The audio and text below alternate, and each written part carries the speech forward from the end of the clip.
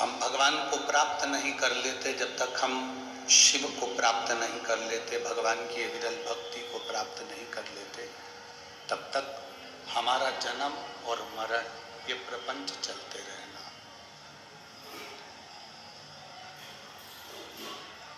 जन्म और मृत्यु के प्रपंच में हम घिरे रहना, अपने दिल में अपने चित्त में उतार लेते हैं, फिर वापिस हमारा जन्म नहीं होता। कल कथा अपन एक सुन रहे थे राजा सुदक्षण की, जो कामदेश का राजा है, और उसका एक नियम बड़ा प्रबल है कि वो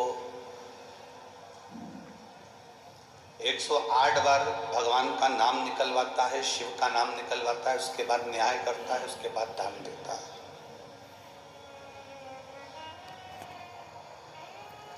कल अपन ने कथा सुनी थी राजा सुदक्षण की कि एक राजा का कर्तव्य कैसा होना चाहिए, और उस कर्तव्य के अनुसार फिर फल मीठा उसको खाने को मिला। और जैसे ही उसने अपना व्यवहार बिगाड़ा, जैसे ही उसने अपना कर्तव्य बिगाड़ा, अपना व्यवहार बिगाड़ा, तो फल कड़वा हो गया, फल खट्टा हो गया, फिर फल कड़वा हो गया, फल खट्टा हो गया।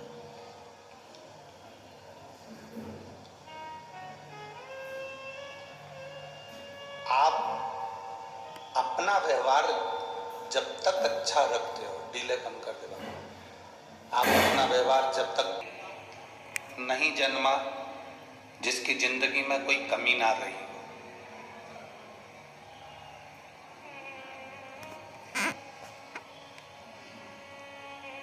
और संसार तो संसार जाने दो, ऐसे कई लोग हैं जिसको कुछ ना कुछ कमी जिंदगी में रहती है।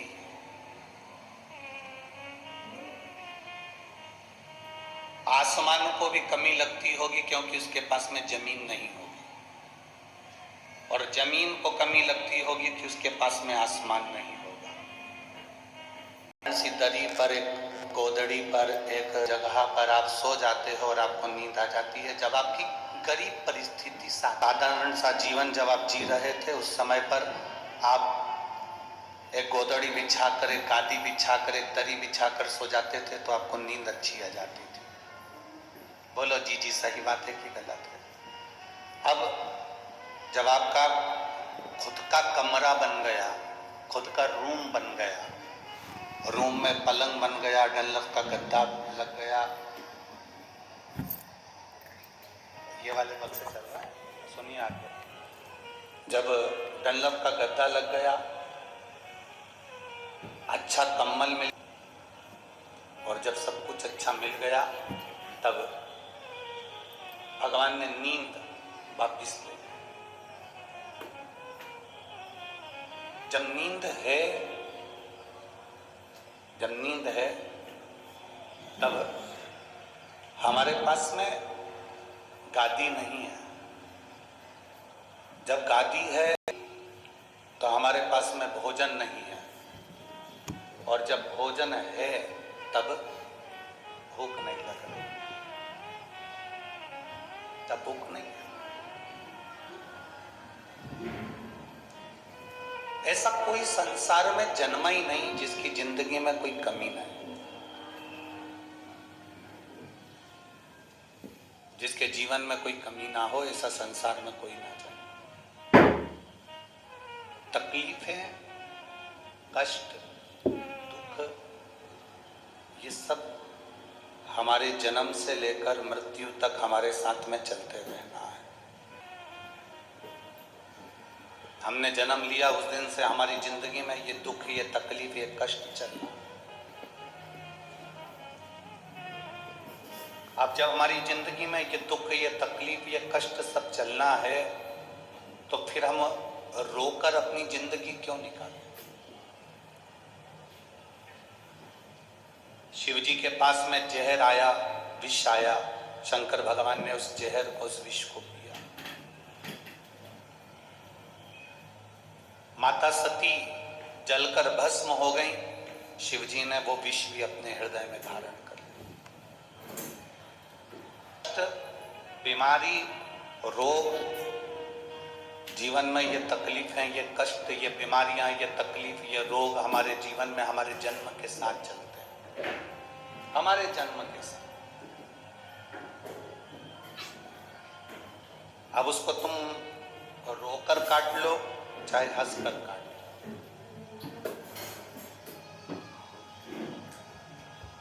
और तुम्हारे दुख को, तुम्हारी तकलीफों को, तुम्हारे कष्ट को कोई दूसरा नहीं काट सकता। तुम्हारे दुख को, तुम्हारी तकलीफों को, तुम्हारे कष्ट को, तुम्हारे दुख को तुम्हें स्वयं को काटना है, स्वयं।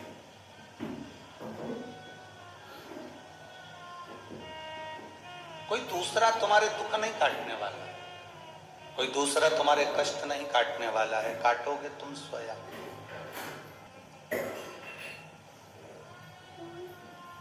दुनिया में कोई पैदा नहीं हुआ जो तुम्हारे भाग्य को बदल दे। अपने भाग्य को अपन स्वयं कर्म कर कर, मेहनत कर कर, और शिव जी को एक लोटा जल चढ़ाकर अपने भाग्य को अपन बदल सकते हैं।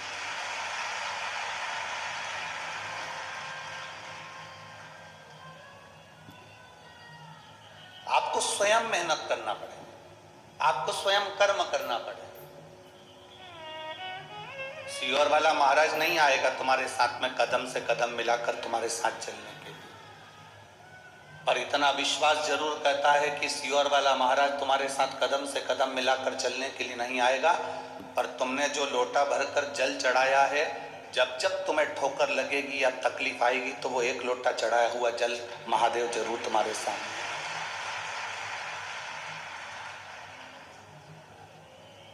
अच्छा एक बात बताओ, किसी पेड़ में तुम पानी देते रहो देते रहो देते रहो, पेड़ बड़ा हो जाएगा तो उसकी छाया जब तुम्हें मिलेगी तो तुम प्रसन्न होगे कि नहीं होगे?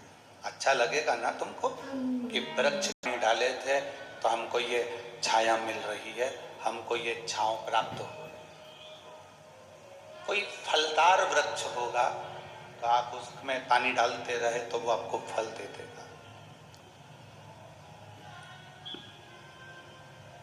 फलदार वृक्ष फल दे देता है, वृक्ष के नीचे पानी डाला तो वो छाया दे देता है। उसी तरह जब हम देवाधिदेव महादेव को एक लोटा जल समर्पित करते हैं, जैसे पेड़ में डाला हुआ पानी तुम्हें वृक्ष बनकर छाया देता है, पेड़ में डाला हुआ पानी फल के रूप में तुम्हें प्राप्त होता है, तो वृक्ष हो चाहे संसार में तुमने जहां कुछ दिया है तुम्हें वहां से कुछ ना कुछ मिला है। देवाधिदेव महादेव को आपने एक लोटा जल दिया है तो महादेव ने भी आपकी विपदा की घड़ी को काट दिया है। सारी समस्या का हल एक लोटा जल। आप शिव जी को एक लोटा जल अपने हो पूरा करने वाला वो महादेव है। तुम्हारी जिंदगी में अगर तुमने संकल्प लिया कि मुझे मकान बनाना है, मुझे दुकान लेना है, मुझे ये करना है, तुम चौगनी मेहनत करो, और मेहनत करने के साथ में तुमने संकल्प लिया कि मुझे एक मकान बनाना है, 2 मंजिल का, 3 मंजिल का, 4 मंजिल का, मुझे 4 कमरों का, 2 कमरों का मकान बनाना है, ये तुम्हारा संकल्प है, पर उसको पूरा मेरे महादेव करेगा। तुम्हें मेहनत करना, मेहनत के साथ में महादेव तुमसे कदम से कदम मिलाकर तुम्हारे को नैया पार कर सकते। मेहनत तुम्हें करना पड़ेगा, कर्म तुम्हें करना। अब बताओ, मेहनत कर कर तुम लोग यहाँ पहुंचे कि नहीं पहुंचे? जम के बोलो जरा।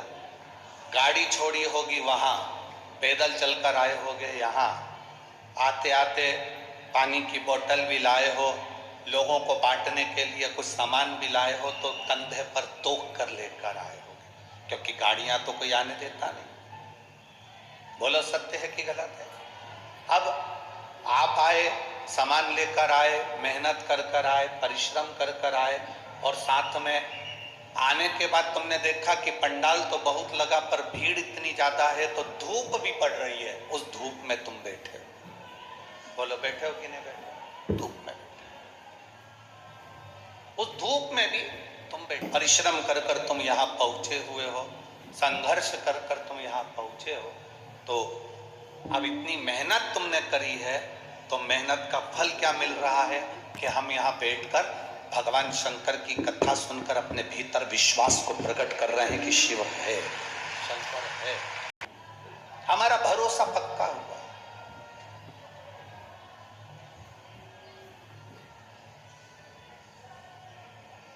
इसीलिए शिव तत्व कहता है अंत समय, जिसको आता है बोले, सब बोले अंत समय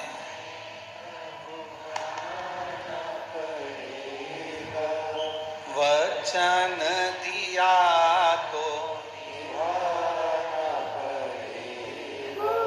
आए कुटुंब कबीरा, अंत समय प्रभु वचन दिया तो निभाना पड़ेगा, अंत समय प्रभु अपनी मेहनत, अपना संघर्ष, अपना कर्म अपने को करना।